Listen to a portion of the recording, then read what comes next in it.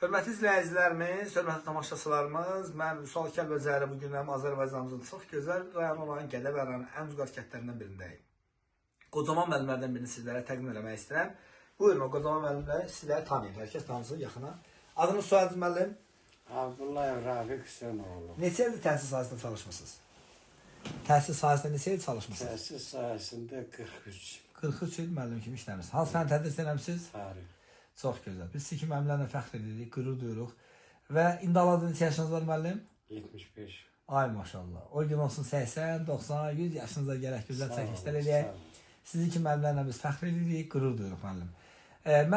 Və sizin 75 yaşınız var, tarix fənini tədris eləmişsiniz. Bu qədər fənlərin içində siz tarix fənini nəyə görə seçdiniz ay müəllim? Tarix fənnini seçməyimin məqsədi odur ki, tarixi abidələrimizi, yerlərimizi, məsələ bu kəndin yaranma tarixini özümdən yaşlı adamlardan öyrənə bilmədim ki, bu kəndin yaranma tarixin neçənci ildəndir.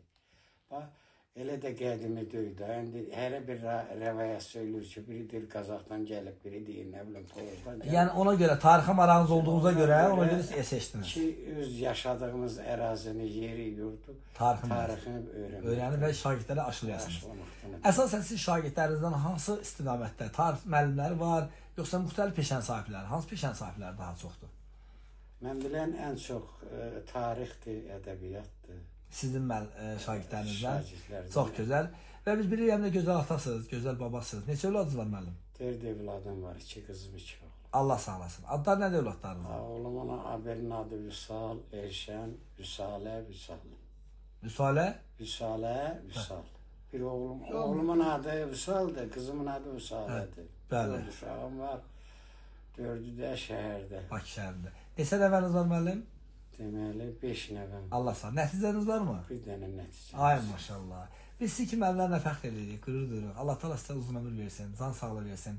Hər zaman sizi kimi müəllimlərlə fəxr edirik. Bu gün 2026-cı il 4 mart tarixidir və arzumuz odur ki, inşallah bu kadrlara 10 il, 20 il, 30 il sonra sizin nəvə nəticəniz baxanda hər zaman fəxr edəsin.